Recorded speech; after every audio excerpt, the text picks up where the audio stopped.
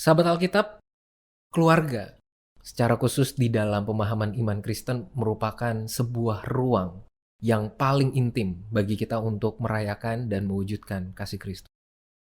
Dan sebagai umat Kristen, kita tentu tidak asing lagi dengan sebuah pengajaran bahwa menghadirkan keharmonisan merupakan salah satu kualitas dalam dan sebagai keluarga Kristen. Itu yang perlu juga kita wujudkan di dalam pernikahan Kristen. Tapi tidak bisa dipungkiri bahwa pada kenyataannya ada juga kondisi keluarga yang harus menghalangi berbagai bentuk pergumulan. Bahkan salah satu isu yang sering dianggap tabu dan tidak jarang menghasilkan sebuah bentuk penghakiman adalah ketika perceraian itu terjadi di dalam sebuah keluarga Kristen. Hari ini saya akan mengajak kita semua untuk belajar sekaligus berefleksi bersama tentang satu topik, yaitu tentang pernikahan Kristen dan perceraian. Bagaimana semestinya kita perlu membangun pemahaman. Bagaimana kita perlu menyikapi tentang isu ini dengan sebuah pemahaman, cara pandang teologis yang tidak berat sebelah atau justru searah dan menghakimi satu masalah tertentu, satu kondisi tertentu. Dan saya tidak akan berbicara sendirian, tetapi saya akan mengajak kita semua untuk berbicara bersama, ngobrol dengan narasumber kita pada hari ini. Ada Bapak Pendeta Mulyadi. Halo Pak, apa kabarnya Pak Mulyadi? Terima kasih, baik, terima kasih. Baik, terima kasih. Saya senang sekali bertemu kembali dengan Pak Mulyadi. Jadi Pak Mulyadi ini adalah pendeta jemaat di GKI Muara Karang. Ya, betul. Betul Pak, sampai sekarang masih melayani di sana. Masih melayani. Sekaligus juga menjadi dosen tidak tetap di Sekolah Tinggi Filsafat Teologi Jakarta. Ya, Proklamasi 27. Iya, ini salah satu dosen saya soalnya. Jadi saya senang sekali kita bertemu kembali setelah pandemi ya Pak ya. Kita sama sekali sepertinya ya terhalang pertemuan. Bersama dengan Pak Mulyadi, saya akan mengajak kita untuk berbicara tentang isu tadi Pak. Tentang topik tadi, pernikahan dan perceraian di dalam atau menurut pandangan iman Kristen. Karena tadi yang saya sempat singgung di awal Pak, bahwa pernikahan Kristen itu kan semestinya menjadi sebuah ruang paling chill ya, intim untuk menghadirkan dan mewujudkan kasih Kristus. Nah, sebenarnya kalau menurut Pak Mulyadi itu sendiri, pernikahan Kristen itu apa? Ya, terima kasih Bung Aldi. Saya senang sekali dan kesempatan yang baik saya pikir untuk kita mendiskusikan, mempercakapkan soal-soal yang terkait dengan pernikahan dan keluarga ya. Jadi keluarga itu sebenarnya sebuah komunitas terkecil dalam masyarakat. Dan komunitas terkecil yang punya tanggung jawab untuk membina nilai-nilai kehidupan. Baik itu moralitas, spiritualitas tentu saja. Maka kalau ditanyakan pernikahan Kristen itu seperti apa? Maka titik tumpu pertama yang mesti kita hadirkan adalah menyadari sepenuhnya bahwa di dalam pernikahan Kristen kita dipanggil untuk menghadirkan nilai-nilai dan spiritualitas Kristiani. Itu sebabnya di dalam pernikahan Kristen tahap pertama yang mesti dipahami adalah dalam pernikahan Kristen itu Allah sendiri yang orang sering mengatakan memerintahkan untuk begitu. Tapi Allah tidak serta-merta kemudian mengharuskan menikah. Contoh Paulus mau mengatakan kalau mau ya seperti aku misalnya gitu ya, tidak menikah. Itu bukan sebuah pelanggaran. Tetapi nilainya adalah di dalam kehidupan Kristianitas orang, kekristenan orang, dia mesti menghadirkan kasih Allah dalam perkawinan, dalam pernikahan. Itu titik tumpu pertama. Jadi seorang Kristen yang mau menikah, maka panggilan pertamanya adalah menghadirkan kasih Allah, kasih Tuhan di dalam pernikahan itu.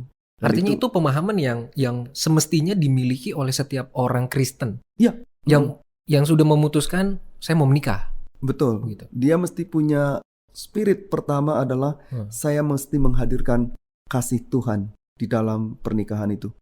Jadi bukan semata-mata dia berpikir secara emosional mau menikah supaya kehidupan menjadi sah, tidak melakukan pelanggaran. Enggak itu. Karena kalau hadirnya kasih Allah, dia pasti tidak akan berpikir soal pelanggaran. Karena dalam pernikahan Kristen juga sering terjadi pelanggaran gitu kan ya.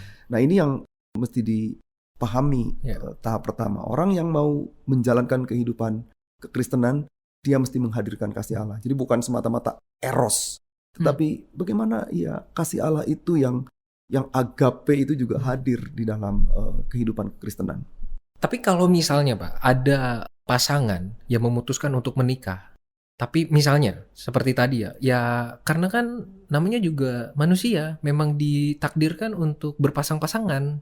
Atau mengutip di kitab Kejadian saja sudah disebutkan, dituliskan bahwa Allah menciptakan Adam dan Hawa, dipersatukan. Ya bukankah itu memang sebuah keharusan sebagai manusia untuk menikah?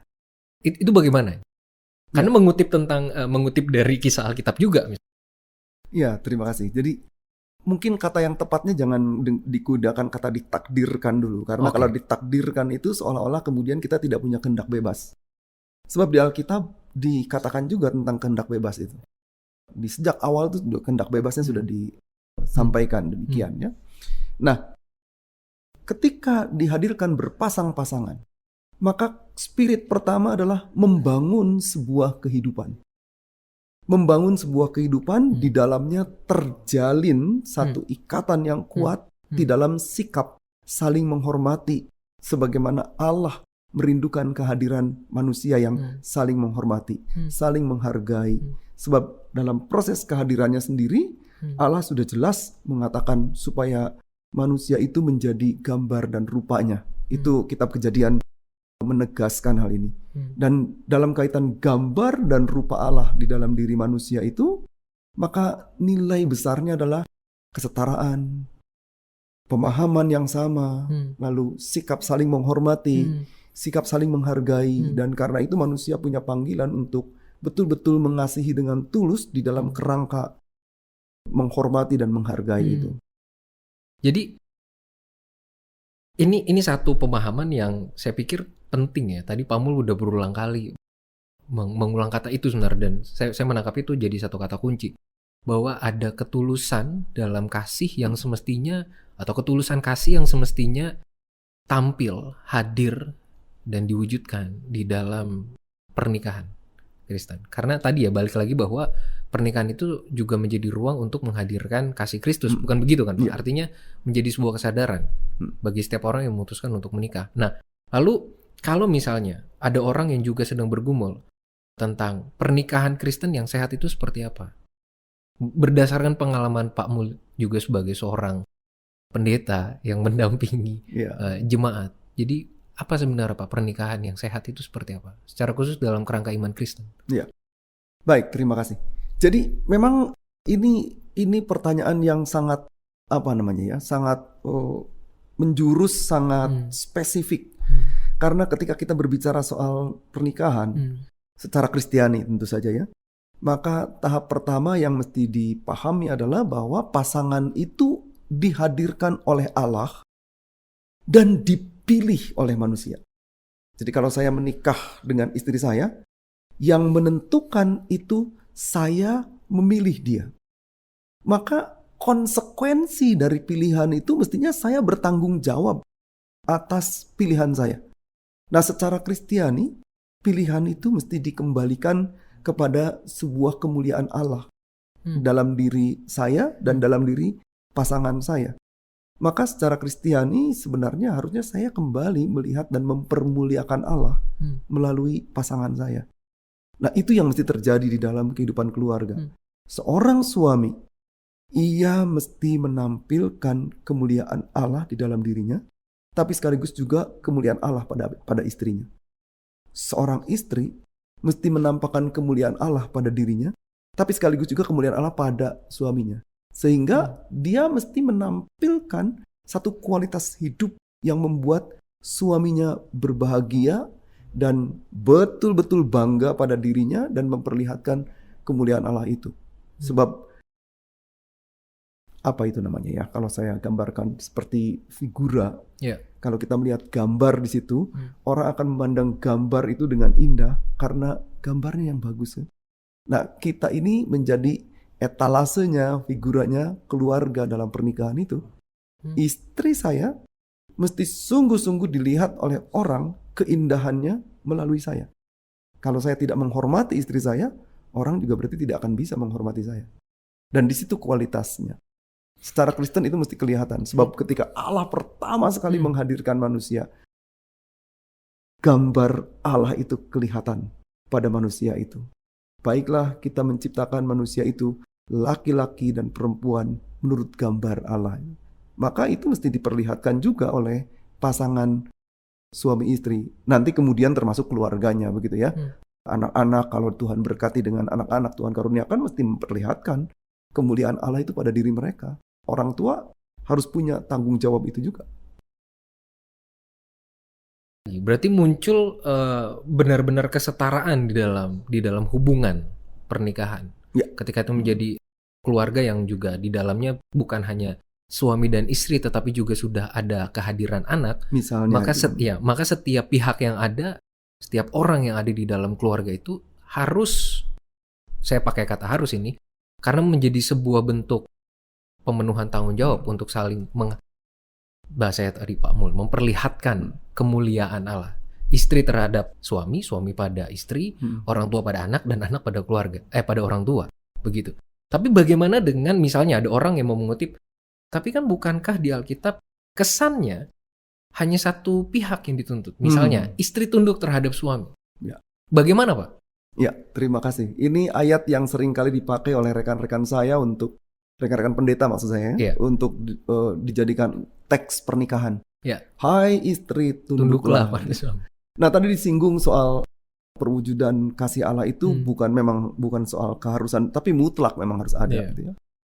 Jadi kalau kita melihat itu kan diungkapkan dalam Galatia misalnya ya. Hai istri, tunduklah pada suamimu. Saya harus katakan dengan tegas. Sayangnya para pengkhotbah, saya minta maaf kepada rekan-rekan saya tentu saja, bukan berarti saya paling benar, tidak. Tapi saya mau mengajak kita untuk melihat. Sayangnya kita hanya berhenti di teks itu. Itu harus diteruskan. Hai istri, tunduklah pada suamimu. Hai suami, kasihilah istrimu. Kan itu sejajar. Jadi ayat itu ayat yang bertingkat, mau melihat tentang kesejajaran. Seperti Allah mengasihi umatnya. Maka itulah yang mesti terjadi di dalam kehidupan suami istri. Jadi nggak bisa kita hanya memenggal satu kalimat, hanya satu itu saja. Kalau itu terjadi, maka suami bisa menjadi semena-mena. Kamu ingat ya, tunduk, kata Alkitab demikian. Ketertundukan itu mesti dilihat di dalam kerangka teks yang utuh. Bahwa suami mengasihi seperti Allah mengasihi. Bagaimana cara Allah mengasihi? Allah mengasihi itu sampai berkorban loh. Sampai habis-habisan. Nyawanya diserahkan. Nah, kalau ada seorang suami yang memperjuangkan hidup keluarganya sampai habis-habisan, ya kebangetan lah istrinya kalau kemudian tidak memberikan sikap hormat. Nah? Itu maksudnya. Tapi sebaliknya juga, kalau ada seorang istri yang sudah memperjuangkan hidup keluarganya, lalu tidak diberikan cinta yang memadai oleh suaminya. Bahkan tidak jarang suami kemudian melakukan tindakan-tindakan melecehkan istrinya dengan pandangan sinis, dengan kata-kata kasar. Maka dia sebenarnya tidak sedang memenuhi teks itu. Dia tidak sedang menunjukkan itu. Jadi teks itu tidak ditujukan ansih satu-satunya kepada perempuan, kepada istri. Tetapi teks itu juga ditujukan kepada suami, supaya suami melakukan dan menunjukkan tanggung jawabnya.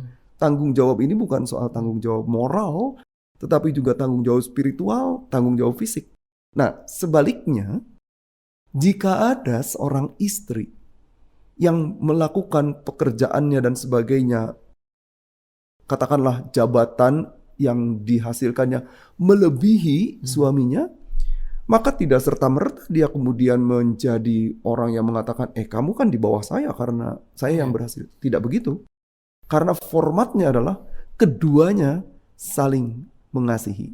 Keduanya saling menghormati. Itu spirit yang muncul dari teks itu. Karena sedang ditampilkan soal kasih Allah kepada umat yang begitu rupa sampai Allah bersedia menyerahkan seluruh hidupnya, bahkan anak tunggalnya diserahkan untuk itu demi manusia. Nah, suami punya panggilan itu juga. Maka dengan pengorbanan yang kuat itu, hai istri, tunduklah. Maksudnya apa? Hai istri, lihatlah pengorbanan yang besar dari suamimu itu. Jangan sampai karena pengorbanan yang besar itu engkau tidak menyatakan sikap hormatmu kepadanya. Nah, teks itu yang mesti saya minta maaf ya dengan mengatakan kita mesti melakukan proses dekonstruksi untuk melihat itu. Supaya jangan sampai kemudian kita jadi terkurung di dalam sebuah pemahaman sepenggal atau sesempit itu. Ya, karena saya sepakat dengan Pak Mulyadi barusan. Karena memang tidak bisa dipungkiri. Saya jadi ingat, Pak. Ada satu pengalaman, ini pengalaman orang. Ini sangat disayangkan dan sungguh miris ya. Karena ternyata hubungan satu pasangan ini, suami istri ini, disertai dengan kekerasan dari suami terhadap istri. Istri berulang kali curhat gitu, meminta bimbingan dari pendeta yang bersangkutan. Apa yang harus saya lakukan sebagai seorang istri? Dan dia memang mengutip teks itu. Dan dia memahaminya dalam sebuah kerangka pemikiran dominasi. Bahwa ternyata saya yang menjadi subordinasi dari si laki-laki. Saya yang menjadi bawahannya. Dan saya harus mematuhi dalam kerangka tadi, dominasi. Padahal kan dari penjelasan Pak Mul bahwa teks itu tidak semestinya dipahami dalam sebuah kerangka berpikir untuk mendominasi kan Pak. Tapi justru menciptakan sebuah kesetaraan, relasi yang seimbang, yang saling menghargai, menghormati, dan benar-benar mampu mencerminkan dan menghadirkan kasih Kristus. Tapi di dalam kehidupan nyata ini menjadi sebuah pergumulan yang begitu faktual nih. Contohnya dari pengalaman orang yang saya dapatkan ini bahwa apa yang harus saya lakukan Pak? Berulang kali dipukul Pak. Berulang kali dipukul. Dan yang mirisnya lagi adalah pendeta tersebut justru mengutip ayat itu untuk menegaskan, ya itulah fungsimu sebagai istri, doakan. Tapi saya dipukulin Pak, apa yang harus saya lakukan? Ya nggak apa-apa, doain aja.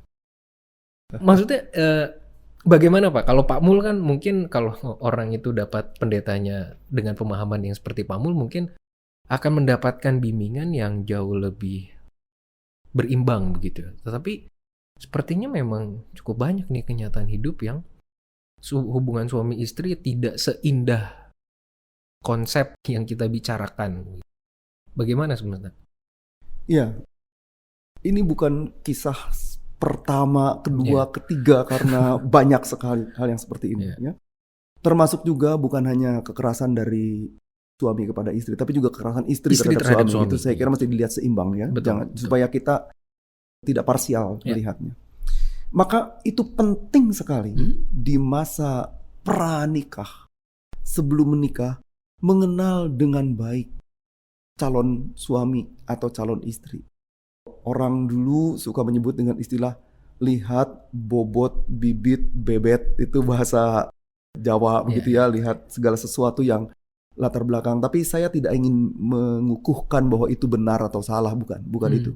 Tapi lihatlah bahwa masa depan yang akan dirancang itu mesti menjadi sebuah masa depan keluarga yang baik, keluarga yang sehat, keluarga yang punya makna, keluarga yang bernilai, keluarga bahagia. Walaupun kebahagiaan itu juga mesti diterjemahkan lebih tajam sih. Nah, sekarang pertanyaannya, kalau sudah menikah dan masuk ke fase itu, ini bagaimana kan begitu? Biasanya saya bertanya dulu kepada pasangan ini, apa yang membuat peristiwa itu terjadi? Apa yang membuat suami menganiaya istri? Walaupun saya selalu menegaskan kepada mereka, apapun latar belakangnya, tindakan penganiayaan dan kekerasan tidak bisa dibenarkan. Jadi, kenapa dicari latar belakangnya? Supaya kita bisa mengetahui untuk menata pola hidupnya begitu. Misalnya, ya habis Pak, istri saya itu misalnya ini kalau karena tadi kasusnya suami ke istri ya. Misal istri saya nih, bayangkan Pak, saya sudah lelah begini rupa.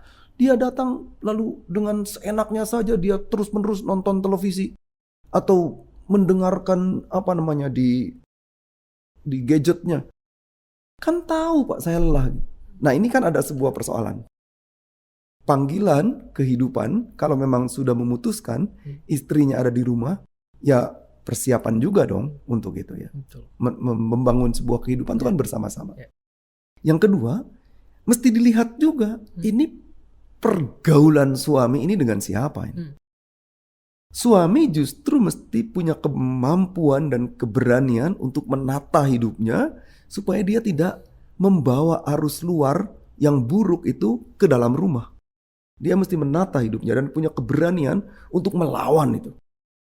Nah, tapi kalau kemudian sampai tindakannya sudah tidak bisa tertolong, harus diingat loh, kita di Indonesia ini sekarang punya undang-undang KDRT, kekerasan dalam rumah tangga. Jangan sampai masuk ke ranah itu. Maka secara pastoral, kita mesti melakukan pertama, penyadaran pada nilai-nilai hidup manusia. Pemahaman bahwa tindakan yang kekerasan itu sama sekali tidak diperkenankan oleh Allah. Allah merindukan keluarga yang damai. Allah merindukan keluarga yang penuh kasih. Allah merindukan keluarga yang saling mempermuliakan, tadi seperti di awal saya katakan. Nah, jika sampai terjadi kekerasan demikian, saran Paulus adalah kayaknya kalian mesti berpisah dulu. Berpisah dulu. Berpisah dulu. Oke. Berpisah dulu tuh bukan bercerai. Ya. Tapi masing-masing keluar dari areal itu supaya suami merenung dengan baik, istri merenung dengan baik. Dan dalam proses perenungan ini, keduanya harus benar-benar berpikir untuk melihat masa depan. Jangan kemudian karena diminta untuk berpisah sementara, ini malah cari yang lain. Yang lain. Wah, itu pelanggaran, itu bukan motivasi untuk menyelesaikan masalah. Itu dia sedang menciptakan masalah baru. Karena kan si istri akan mengatakan, oh pantas kamu melakukan ini karena kamu punya mainan baru kan? Makin runyam. Makin runyam. Nah, itu bukan tujuan untuk menyelesaikan. Termasuk di dalamnya, suami dan istri itu mesti mulai merenung. Kalau pelakunya adalah suami merenung, mendalami. Jangan-jangan dia sudah kehilangan motivasi di dalam pernikahan ini. Nah, biasanya kalau sudah sampai seperti ini, dibutuhkan sarana untuk retreat bareng. Di komunitas gereja kami, bukan Muara Karang maksudnya, tapi gereja GKI secara menyeluruh. Ya maaf saya memakai latar belakang gereja karena saya datang dari sana. Kami punya retreat pasutri, dikelola oleh beberapa gereja. Retreat pasutri itu di sana isinya bukan kemudian materi ini loh keluarga yang baik tuh, enggak itu. Tapi keluarga itu, suami istri itu diberi ruang, bahkan materinya disampaikan begini. Anda masuk ke kamar, coba tanyakan kepada diri Anda apa yang terbaik yang sudah Anda berikan kepada istrimu, misalnya kalau ini suami. Sama, suami juga mengatakan, istri juga mengatakan begitu. Apa yang terbaik yang sudah kau berikan kepada suamimu? Lalu yang kedua, pelanggaran apa yang sudah saya lakukan? Momentum ini dipakai untuk saling mengakui kesalahan. Bukan mencari kesalahan. Suami mencari kesalahan istrinya, istri mencari saling mempersalahkan.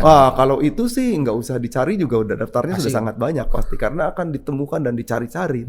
Tapi sekarang saya menemukan apa yang keliru dari tindakan saya, lalu konfirmasi dan klarifikasi dan minta ampun. Suami minta maaf kepada istrinya, istri minta maaf kepada suaminya. Dan di momen itu tidak serta-merta kemudian suami mengatakan aku mengampunimu atau istri aku mengampunimu. Bukan itu justru. Tapi momen pasangan itu memohon pengampunan untuk merefleksikan dan mengerjakan yang terbaik. Baru dalam perjalanan kemudian kita mesti saling mengampuni nih dalam proses ini. Nah, dengan itu dibangun sebuah kesadaran. Yang saya maksudkan adalah sekarang karena tadi Bung Aldi mengatakan ini datang ke gereja ya, ke pendeta tuh saya representasikan sebagai gereja, maka di situ peran gereja untuk memainkan panggilan pastoralnya. Lakukan pelayanan pastoral secara optimal. Dan jangan sekali-kali kemudian mengatakan, ini kata Alkitab, Anda itu sebagai istri harus mendoakan suami setunduk-tunduknya. Kenapa suaminya tidak ditegur? Hai suami, jangan melakukan tindakan kasar dan keras kepada istrimu, tapi kasihi dia dengan tulus. Nah, Kan dengan begitu kan keduanya jadi bertemu, toh? Suami mengasihi, istri menyambut kasih itu dengan tindakan. Dan ini menjadi satu nilai yang mesti dilakukan. Saya memakai istilah penyadaran kepada keduanya, baik suami maupun istri. Itu sebabnya penting untuk melihat latar belakang yang terjadi. Supaya jangan sampai orang kemudian melihat begini. Karena Alkitab kita itu ditulis dalam sebuah konteks. Pada waktu itu dominasi laki-laki begitu kuat. Nah, padahal Alkitab itu juga bicara soal keberadaan perempuan. Misalnya ketika di dalam masa Deborah yang memimpin, masakan engkau akan membiarkan kepemimpinan kepada perempuan, dan berhasil toh? Iya. Dan itu nilai yang mau Allah hadirkan sebenarnya, bahwa perempuan pun punya hak untuk melakukan peran kepemimpinannya, kehadirannya di dalam rumah tangga, sehingga dia tidak menjadikan, ya maaf nih saya pakai sesuatu ya, dia bukan sansak loh yang untuk tempat kita melepaskan Betul. segala sesuatu dan tinju Di sampai tempat pelampiasan. bukan ya, tapi ini untuk ungkapan kasih sayang supaya karya Allah nyata dan kemuliaannya terlihat di dalam kehidupannya. Apa akibatnya kalau misalnya suami melakukan tindakan kekerasan seperti itu kepada istrinya? Dia sedang menampilkan sebuah figur contoh kepada anaknya. Ada dua kemungkinan. Anaknya nanti menikah melakukan hal yang sama. Ya. Atau anaknya kemudian menyediakan diri menjadi korban. Atau ada yang ketiga mungkin, ya. Anaknya memilih untuk tidak menikah. Karena aku tidak mau menjadi istri yang menjadi sasaran suamiku nanti. Kalau hanya untuk menjadi sasaran suamiku dianiaya, ngapain saya menikah? Mendingan sekarang. Padahal ingin gak menikah? Dia punya keinginan menikah. Ada gak cinta kepada pada laki-laki? Ada cintanya. Tapi saya tidak mau menempuh itu karena saya tidak percaya kepada laki-laki. Karena dia melihat teladan dari proses relasi orang tuanya yang seperti itu. Ya, Pak. Dan itu membuat kemudian kalau anaknya perempuan ya, Iya. saya tidak percaya kepada laki-laki. Kan kasihan laki-lakinya. Tidak dipercaya. Padahal mungkin Tuhan sudah siapkan seorang laki-laki yang baik hati, yang murah hati, yang akan memberikan kebahagiaan kepadanya. Tapi dia kemudian menutup ruang itu karena tindakan yang buruk yang dilakukan oleh orang tuanya. Ini sangat merusak, sangat mengganggu, dan tidak menunjukkan kualitas keluarga dan pasangan yang diharapkan. Begitu, Bung Aldi. Ya, artinya ini sebenarnya menarik sekali karena artinya proses atau kondisi hubungan suami istri khususnya yang sudah menjadi orang tua, memiliki anak dan membiarkan relasi mereka justru berjalan dalam relasi yang timpang, yang tidak mencerminkan dan saling menghadirkan kasih Allah. Itu kan bukan hanya berdampak buruk pada diri mereka sebagai pasangan, tapi juga terhadap anak-anaknya. Ya. Dan dampak buruknya berkelanjutan bahkan berkepanjangan kan, Pak. Betul. Kalaupun ternyata si anak memberanikan dirinya untuk ya udah saya menikah, tapi ini pengalaman ini justru bisa menjadi bom waktu untuk pernikahannya kelak kan berarti. Ya, betul. Artinya. Iya. Bukan tidak mungkin kalau suatu saat kemudian mungkin tidak sengaja ya. Iya. Si suami kemudian berbicara agak keras. Agak kasar. Dia akan callback memori dia. Nah, itu dia. Dan ini akan menimbulkan sesuatu yang buat dia bener kan? Yang saya bayangkan kan tidak ada laki-laki yang baik. Betul kan? Bahwa semua laki-laki itu sama saja di dunia ini. Dia tidak berhasil melihat sisi positif dari satu tindakan negatif. Jadi semua hal positif yang pernah dilakukan, semua hal yang baik, sirna itu ya, dengan hujan satu hari yang meluluh lantakan semua kebaikan itu. Kan jadi nilai kemanusiaan yang Allah hadirkan dari sejak awal itu baik sekali gitu. Sungguh amat baik, bahkan di kitab Kejadian. Kemudian menjadi luluh lantak gara-gara pengalaman buruk di masa lampau yang kemudian terekspresikan pada tindakan pasangannya di masa yang akan datang. Dan ini sangat merugikan untuk anak-anak yang akan membangun kehidupan rumah tangga. Dan bukan tidak mungkin kemudian dia sepanjang hari dan sepanjang hidupnya akan menyesali bener rupanya keputusan saya dulu jangan menikah. Harusnya jangan Nyesel nikah saya, saya. kenapa saya jadi menikah ini? Ini tolong diingat ya, Iya. para papa mama, orang tua. Lihat itu. Apa yang Anda kerjakan di masa kini, dampak di masa yang akan datang untuk anakmu. Nyesal saya kenapa menikah, saya sungguh-sungguh menyesal. Lalu dia terkurung oleh sebuah pemahaman teologis yang dihadirkan ketika pemberkatan nikah. Ceritanya nih anak sangat memahami. Betul. Apa yang dipersatukan Tuhan Tidak tidak boleh. boleh diceraikan manusia, begitu ya. Tapi dia mengalami kenyerian yang besar di Ya. dalam dirinya. Nah, ini kan juga harus dipertimbangkan supaya anak-anak kita yang akan menjalankan sebuah kehidupan itu sungguh-sungguh melihat sebuah pernikahan yang baik, yang diteladankan oleh orang tua, yang menghasilkan buah yang baik. Keputusannya itu dipengaruhi oleh apa yang terjadi pada masa kini. Artinya, kalau tadi di awal, pembicaraan kita di awal-awal, itu kita melihat bahwa sebuah pernikahan dan keluarga Kristen secara ideal menjadi ruang perwujudan kasih Allah.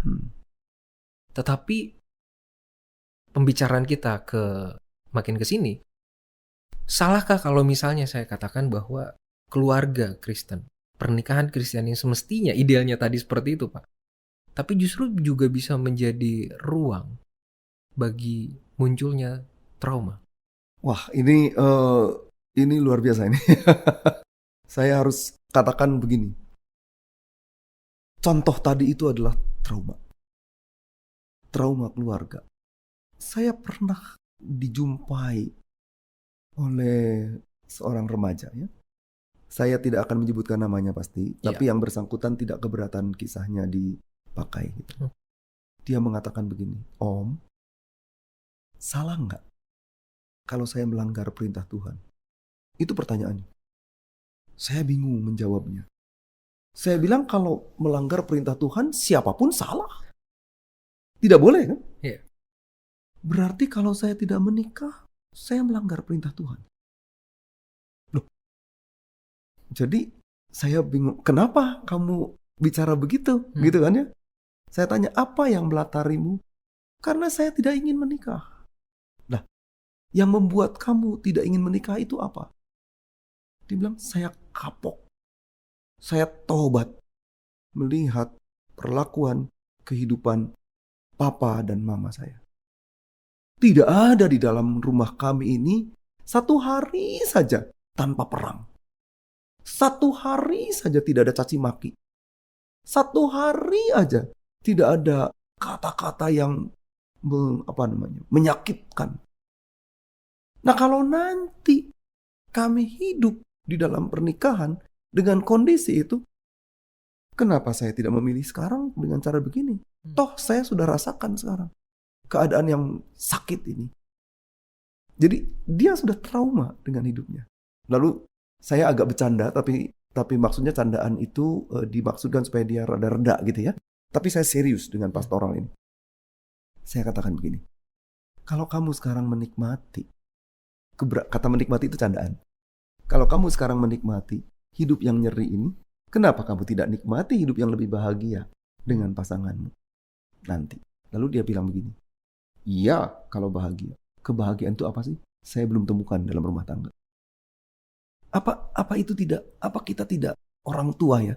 Apa kita tidak melahirkan traumatik kehidupan dalam hidupnya? Itu dia tidak menurut pengakuannya, dia tidak menyaksikan secara fisik loh. Tapi dia bilang, saya Om, dia bilang, mendingan digampar bolak-balik sampai pingsan, tapi selesai. Ketimbang setiap hari kata-kata itu keluar. Dan sekarang saya sudah kebal dengan kata-kata itu. Jadi kalau orang mengatakan I love you, dia bilang what is love? Apa itu? Buat saya nggak ada cinta. Jadi barang abstrak betul. Abstrak betul. Saya tidak melihat perbuatan cinta itu dan dirasakan di dalam rumah kami. Kebayang situasinya? Betul. Dia begitu sakit dan saya menyebutnya trauma. Dia trauma dengan kehidupannya. Dan kemudian dia mencari jalan yang lain. Dia lebih senang menginap di rumah temannya. Karena buat dia di rumah temannya itu papa mamanya itu manis sekali. Om tahu nggak? si papinya teman saya itu, dia sediakan makanan buat kami semua keluarga. Si maminya kemudian lagi masak gitu. Si papinya sediakan loh itu di meja makan. Oh, piringnya. Bahkan saya dituangin air untuk itu. Satu pengalaman yang dia tidak dapatkan. Kontras kan? Iya. Sekarang saya balik tanya ke dia. Kenapa kamu tidak belajar dari keluarga temanmu? Iya. Kenapa kamu tidak melihat cinta di sana gitu? Terus dia diam, dia menangis ya, cukup lama ya. Biasanya saya biarkan dia menangis cukup lama untuk itu, supaya dia bisa lega lah gitu. Dia bilang, kalau yang setiap hari saya dapati begini, kenapa kemudian saya melihat yang sesaat di tempat lain?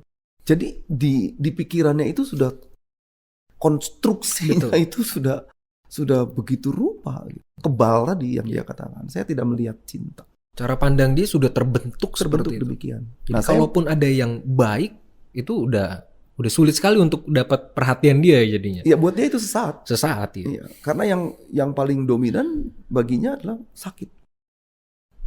Dan itu mengerikan sekali. Saya sendiri sedih melihatnya. Sambil merenung dan tentu saya mendoakannya. Sambil saya mengajak, kamu doakan nggak papa mamamu? Kalau saya bilang bosen, boleh nggak? Dosa nggak? Karena saya tidak melihat hasil yang baik dari doa-doa saya. Artinya kan pengaruhnya bukan hanya terhadap cara pandang dia mengenai apa itu cinta, kebahagiaan dalam keluarga, tapi juga dampaknya kepada keimanan dia secara personal kan Pak? Betul. Dan pengalaman traumatis itu muncul justru dari keluarga, sebuah ruang ideal yang tadi kita di awal semestinya menjadi ruang paling pertama, paling intim untuk menghadirkan kasih Kristus kan? Betul. Dan bahkan saya hanya mencoba untuk bayangkan pada anak yang seperti itu. Kita asumsikanlah beliau adalah perempuan misalnya, terbentuk dalam pengalaman keluarga, relasi orang tua yang seburuk itu membuat dia menjadi sinis terhadap cinta, bahkan menjadi abstrak tentang sebuah kebahagiaan dalam keluarga. Kalaupun dia menikah dan suaminya mengucapkan kata-kata I love you misalnya, karena dia tidak merasa bahwa cinta itu menjadi sebuah barang nyata untuk kehidupannya, maka kan dia kan menganggap pernyataan itu menjadi sebuah pernyataan klise. Ya, hambar buat. Dan itu juga menjadi sebuah hambatan bukan hanya untuk dirinya, tapi juga bagi untuk suaminya. Misalnya, ternyata suaminya memang mengucapkan itu dengan sebuah ketulusan. Tapi kan akan jadi hambatan untuk relasi mereka berdua juga berarti. Iya. Bisa separah itu maksudnya berarti kan Pak, pengalaman. Maka itu butuh effort yang besar untuk menunjukkan, untuk menolong. Apalagi kalau kemudian tadi masuk ke dalam ruang trauma. Dan ditambah dengan menjadi satu kondisi psikiatri misalnya.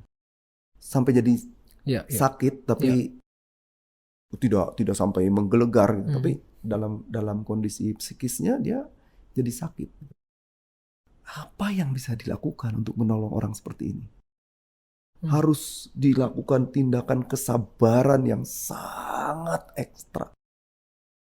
Dan apakah pengajaran atau konsep tentang pernikahan Kristiani yang ideal tadi itu masih bisa kita hadirkan untuk orang-orang yang bertumbuh dalam pemahaman, pengalaman yang seperti itu? Dan kalaupun iya, bagaimana Pak? Yang pertama saya harus katakan sulit. Jadi apakah bisa secara ideal ditampilkan? Saya kira bisa, tetap bisa. Tapi sulit ya. Butuh, tadi saya sudah sebut, butuh effort, butuh upaya yang sangat besar. Dan karena itu pasangannya, entahkah dia laki-laki atau perempuan gitu ya, mesti punya kesabaran dan yang tinggi. Nah, masalahnya adalah si orang tua dari calonnya itu punya pemahaman yang sama nggak untuk itu? Bersedia nggak anaknya jadi tempat keset gitu ya, kaki? Melakukan sesuatu yang besar itu, sebegitu besar cinta. Bisa. Tetapi bersediakah itu dilakukan dengan hati yang besar, dengan ketulusan cinta yang sedemikian rupa? Ini dibutuhkan keberanian yang sangat kuat, dan sekaligus nanti kalau dilihat oleh mertua oleh orang tua pasangannya nih, apa juga mertuanya atau orang tua pasangannya cukup siap Iya. untuk melihat itu? Anak saya disayang-sayang dari kecil, disekolahin, digedein dan sebagainya untuk dilakukan, tapi kemudian hanya jadi begini saja. Akhirnya menyakiti yang lain juga kan? Nah, ini mata rantainya tidak kecil ini. Kemana-mana. Belum kalau kemudian dia punya keluarga besar, kakak adik yang biasa hidup dengan satu pola yang indah, biasa wah manis-manis begitu, kemudian menyaksikan anggota keluarganya mendapat perlakuan demikian. Tentu saya tidak mengatakan bahwa ini mutlak hanya demikian, banyak juga keluarga yang kemudian baik. Tapi topik kita adalah mari kita mengatasi situasi ini. Saya ingin mengatakan hati-hati dengan tindakan kekerasan di dalam rumah tangga, karena lihat tuh dampaknya. Karena itu mari kita hadirkan sebuah nilai keluarga yang supaya ketika anak-anak akan menjalankan kehidupan rumah tangga, mereka melihat, saya pengen keluarga seperti papi mami bentuk. Saya pengen keluarga seperti keluarga kami buat. Karena semua menghadirkan cinta yang besar. Ini yang mesti kita kerjakan gitu ya. Bagaimana seorang ayah dan ibu itu menjadi my father is my mentor misalnya. My mother is my mentor gitu juga. Ini kan yang diperlukan tuh di dalam keluarga. Mentor yang baik, the best dari kehidupannya. Artinya gereja. Saya sekarang mulai spesifik menggunakan kata gereja nih. Berarti artinya gereja sebagai rumah besar yang tempat di dalamnya ada keluarga-keluarga ini juga memiliki peran yang penting dong, Pak. Oh iya. Gereja itu mesti punya di areal pembinaannya, areal khotbah gerejawinya di khotbah kebaktian minggu, persekutuan wilayah, lalu media-media termasuk sekarang ini banyak sekali sarana melalui media sosial yang bisa kita lakukan, menghadirkan model-model pelatihan, model-model pembinaan, model-model khotbah yang membangun kehidupan keluarga. Supaya bukan berarti kemudian kita tidak melihat dogma, doktrin gerejawi. Itu penting tentu saja. Tapi doktrin gerejawi, dogma gerejawi tentang keluarga kan juga harus dibahas. Betul. Supaya jangan sampai kemudian kita menafsirkan Alkitab itu hanya pada konteks pada waktu itu dan tidak ditarik garis kepada sebuah proses hermeneutiks, penafsiran yang terjadi di masa kini. Zaman kita sekarang sudah beda dengan zaman dulu. Ketika di masa lampau para ibu tugasnya di rumah gitu kan. Walaupun kemudian kita lihat ada kisah tentang Ruth dan Naomi yang juga ternyata mengerjakan sesuatu di luar gitu kan. Dan ini kan juga mesti difasilitasi. Supaya jangan sampai kemudian kita menjadi sempit. Di depan kita itu ada seperti window dressing gitu ya, yang mentirai, yang mencoba, yang mesti kita coba buka lah untuk lihat bahwa ada sesuatu yang baik yang bisa dikerjakan di dalam rumah dan gereja melakukan karya itu. Pertanyaan saya sekarang, ini pertanyaan termasuk untuk gereja saya. Dari program-program gerejawi, berapa persen gereja menyediakan program untuk keluarga? Berapa besar keluarga punya tempat di dalam kehidupan gerejawi? Berapa banyak pembinaan? Biasanya pembinaan itu dilakukan di bulan keluarga saja. Tapi berapa besar kita menyajikan materi-materi tentang keluarga di dalam gereja? Nah, ini kritik saya kepada gereja saya juga tentu saja, kepada kita semua. Supaya topik-topik tentang ini juga diberi ruang sehingga terbangun kesadaran tadi, keluarga yang memuliakan Allah. Dan di dalam diri setiap orang itu hadir kasih Allah dan kemuliaan Allah. Sehingga dengan begitu, kita menyaksikan kemuliaan Allah itu ditampakkan pada istri saya, pada suami saya, pada anak saya, pada orang tua saya. Dan jalinan menjadi kuat di dalam.